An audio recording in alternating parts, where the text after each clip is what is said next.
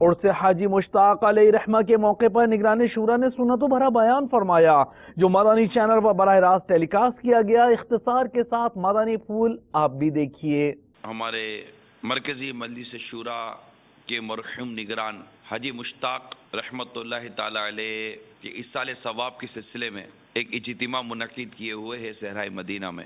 13-14 سال گزر جانے کے بعد بھی جب کسی کے لیے 13-13, 14-14, 15-15 ہزار قرآن پاک پڑھے جائیں، ان کے لیے ایصال ثواب کیے جائیں، یہ ان کا پہلا عرس نہیں ہے، اور لاکھوں کروڑوں کی تعداد میں الگ الگ کلمہ طیبہ، استغفار، بعض ہزاروں کی تعداد میں صورتیں مختلف جن کے لیے پڑھی گئی ہوں۔ اب غور کیجئے کہ یہ کیا ہے۔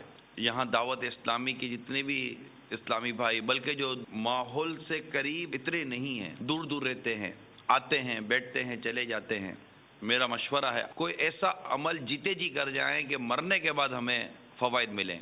آپ اور میں زندہ ہیں، چاہے کتنا ہی قرآن کی تلاوت کر لیں، لیکن ایک سال کے اندر بھی پورا ہم ہزاروں قرآن نہیں ختم کر سکتے۔ یہ دعوت اسلامی کے مدنی کام کی برکت ہے۔ دعوت اسلامی سے صرف وابستہ ہونے کے حوالے سے نہیں عرض کر رہا، دعوت اسلامی کے مدنی کام کے لیے وقت کی قربانی دینے کی برکت ہے۔ 2000 میں جو شورا بنی تھی دعوت اسلامی کی، اس کے نگران کا انتخاب یہ آسان نہیں تھا۔ امیر اہل سنت کی نظر حاجی مشتاق رحمۃ اللہ تعالی علیہ پر ٹکی۔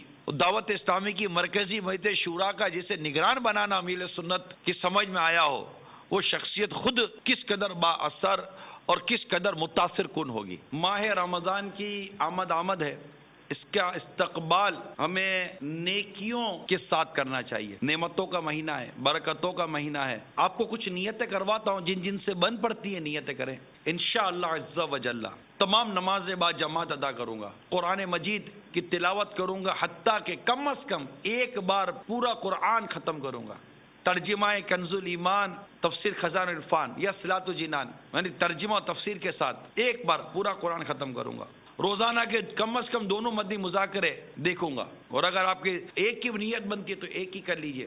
آج ابھی اسی وقت سے داڑھی نہیں کٹاؤں گا، نہ منڈاؤں گا، نہ ایک مٹھی سے کٹاؤں گا، اور اب تک جو منڈائی یا کٹوائی یا کتروائی اس کی توبہ بھی کروں گا۔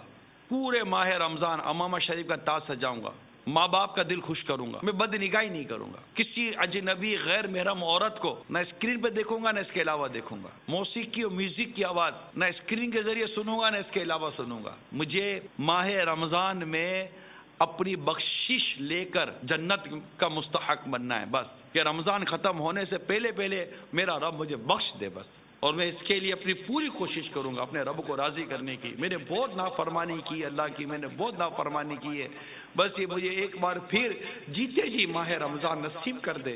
میں نیت کرتا ہوں کہ میں اس کو راضی کروں گا، مجھے میرے پیدا کرنے والے میرے مالک میرے رب کا دیدار نصیب ہو جائے، اور روزہ دار کو اللہ تعالیٰ جنت میں اپنا دیدار عطا فرمائے گا۔ جنت میں جانا ہے، اور جنت اللہ کی رضا سے ملے گی۔